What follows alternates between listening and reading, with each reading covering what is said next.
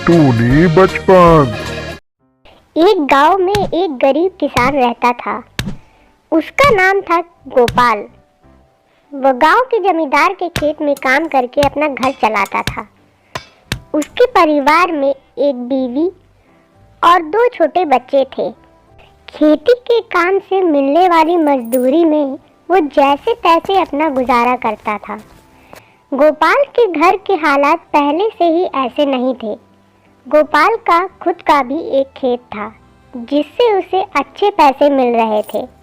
उसके पिताजी बीमार हो गए और उनके इलाज के लिए उसे वो खेत बेचना पड़ा और इसलिए वो जमींदार के खेत में मेहनत मजदूरी करके अपने परिवार का पेट पालने लगा। ऐसे ही एक दिन खेत में काम करते हुए उसका कुदाल खेत में किसी धातु के वस्तु से टकराया। गोपाल को इस बात का बड़ा आश्चर्य हुआ। उसे लगा कहीं खेत में पुरखों का गड़ा हुआ खजाना तो नहीं मिल रहा। ये सोचकर गोपाल ने उस वस्तु के आसपास की मिट्टी हटाकर वो वस्तु को गड्ढे से बाहर निकाला। वो वस्तु एक धातु का पतीला था। पतीले को देखने के बाद गोपाल बहुत दुखी हो गया। कैसा खजाना और कैसा क्या मिला? क्या तो ये खाली पतीला? जाने दो, नसीब मेरा। सूप तो बहुत ही है। अब थोड़ा खाना खा लेता हूँ और थोड़ी देर सोता हूँ। ये कहकर निराश हुए गोपाल ने अपना कुदाल उस पतीले में फेंक गया। उसके बाद गोपाल ने एक बड़े पेड़ के नीचे बैठकर दोपहर का खाना खाया और थोड़ा आराम किया। थोड़ी देर बाद गोपाल ने सोचा चलो फिर से काम शुरू करना चाहिए। अपना कुदाल लेने के लिए गोपाल पतीले के पास गया तो उसने कुछ अजीब सा देखा। गोपाल ने तो पतीले में बस एक ही कुदाल डाला था, लेकिन अब पतीले में बहुत सारे कुदाल दिख रहे थे। ये चमत्कार है या मेरा वहम? मुझे तो विश्वास ही नहीं हो रहा। अब गोपाल ने उसके पास जो टोकरी थी वो टोकरी पतीले में डाली। देखते देखते उस पतीले में बहुत सारी टोकरियां दिखाई दी। अब गोपाल को यकीन हो गया कि ये पतीला कोई साधारण पतीला नहीं बल्कि जादुई पतीला है। वो बहुत खुश हो गया और वो उस पतीले को अपने घर ले आया। गोपाल उस पतीले में जो भी चीज डालता उस पतीले में उस जैसी बहुत सी चीजें बन जाती थी। फिर गोपाल उन चीजों को बाजार जाके बेचता था और बहुत सारे पैसे कमाता था।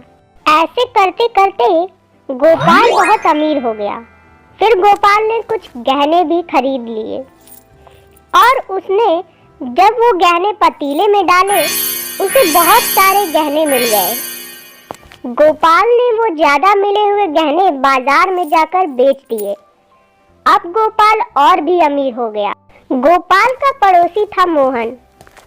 गोपाल के अचानक अमीर होने से मोहन गोपाल से जलने लगा था। इतने कम दिनों में गोपाल इतना अमीर कैसे हो गया? इसके पीछे जरूर कोई राज है। मुझे ढूंढना पड़ेगा। फिर मोहन ने गोपाल पर नजर रखना शुरू कर दिया। कुछ दिनों में ही मोहन को जादू के पतीले के बारे में मालूम चल गया। मोहन तुरंत ही जमींदार के पास गया और उसने जमींदार को जादुई पतीले की पूरी कहानी सुनाई। मोहन, ये जो बोल रहे हो वो सब सच है ना? हाँ, ये बात बिल्कुल सही है। आप मुझ पर यकीन कीजिए, मैंने अपनी आंखों से देखा है। फिर जमींदार तुरंत ही गोपाल के घर आया और पूछा, क्यों रे गोपाल, मोहन बता रहा है कि तेरे पास एक जादुई पतीला है। कहाँ से चुराया रे? अरे नहीं नहीं नहीं सरकार, मैं ये चुरा कर नहीं लाया। मुझे ये खेत में काम करते हुए मिला।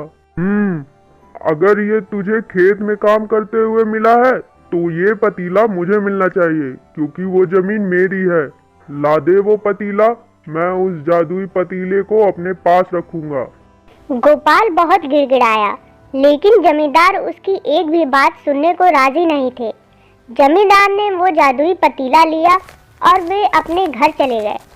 फिर जमींदार ने भी उस जादुई पतीले से बहुत सारे गहने और बहुत सारी कीमती चीजें पाई और उन्हें बाजार में बेचकर बहुत सारे पैसे कमाए।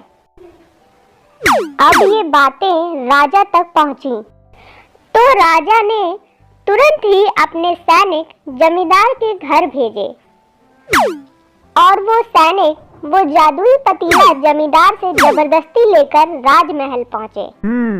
ये पतीला सच में जादू का है या नहीं, इसे परखना होगा। ये कहकर राजा ने अपना ताज उस पतीले में डाल दिया। तुरंत ही एक ताज के बहुत सारे ताज बन गए।